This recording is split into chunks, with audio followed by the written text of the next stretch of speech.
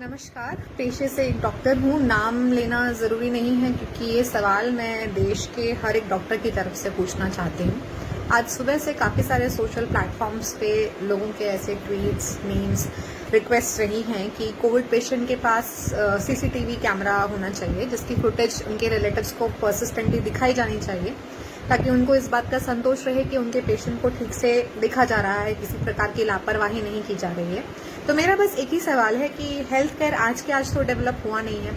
इससे पहले भी आप एडमिट होते हैं, बहुत सारे पेशेंट्स की सर्जरीज की जाती है, तो ऑपरेशन थिएटर की सीसीटीवी फुटेज आज तक किसी ने डिमांड नहीं की है।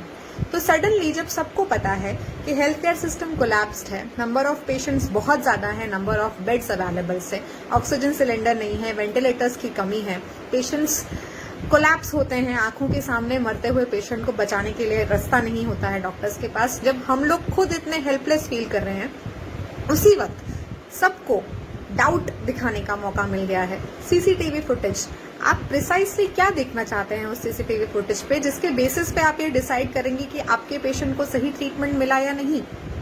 ऑक्सीजन उसके कितने लीटर्स दिए जा रहे हैं, एनआरपीएम, वेंटिलेटर, बाईपैप, इन सब के बीच का डिफरेंस आप जानते हैं। इंट्यूबेशन होते हुए कभी देखा है, कौन से इंजेक्शंस देने हैं, कौन से नहीं, क्या गाइडलाइंस है, इस सब का नॉलेज अगर आपके पास ही है तो पेशेंट को घर पे रखिए, आप ही ट्रीटमेंट कर दीजिए। ऑक्सीजन सिलेंडर, वेंटिलेटर घर पे अरेंज कर लीजिए और जिस पे विश्वास है उसी से इलाज करवाइए, क्योंकि इस वक्त देश का हर डॉक्टर चाहते हुए ना चाहते हुए जितना कर सकता है उतना करने की कोशिश कर रहा है। खाना पीना छोड़कर, सोना छोड़कर, अपने रूटीन सब्जेक्ट्स जो वो प्रैक्टिस करते हैं उन सब के बारे में पढ़ना लिखना सीखना छोड़कर सिर्फ कोविड पेशेंट के पीछे सारा का सारा हेल्थ केयर सिस्टम डेडिकेट किया जा चुका है। मैं कैंसर पेशेंट्स ट्रीट करती हूँ। इतने सारे पेशेंट्स का ट्रीटमेंट इस वजह से नहीं हो पा रहा है क्योंकि वो कोरोना के डर से हॉस्पिटल नहीं आ रहे हैं। फिर भी हम कोशिश कर रहे हैं कि जितना हमसे बन पड़े वो हम कर पाए। इस सब के बीच में इतना सारा काम, इतना डेडिकेशन, अगर उसकी तारीफ नहीं की जा सकती तो कम से कम उसे समझने की कोशिश, कोई बहुत बड़ी एक्सपेक्टेशन नहीं है।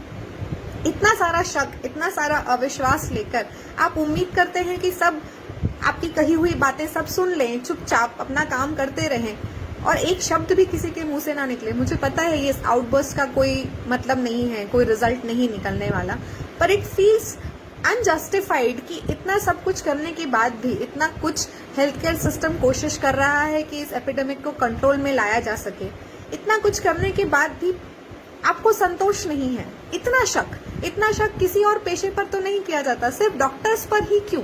जबकि आप अच्छी तरीके से जानते हैं हॉस्पिटल्स की कमी, बेड्स की कमी, ऑक्सीजन की कमी, इनमें डॉक्टर्स का कोई लेना देना नहीं है। वो अपना काम करते हैं। Hospital management, health care management उनका काम नहीं है, उनके हाथ में नहीं है।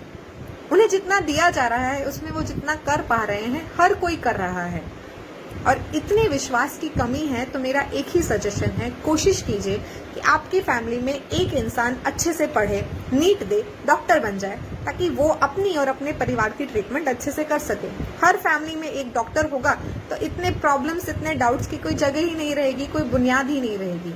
और अगर आप अपने जीवन के 10 साल मेडिकल को नहीं देना चाहते, पढ़ाई नहीं करना चाहते, इतना पढ़ने के बाद भी मिनिमल वेजेस पर काम नहीं करना चाहते, तो प्लीज चुप रहें, घर पे रहें, मास्क पहने और विश्वास करना सीखें।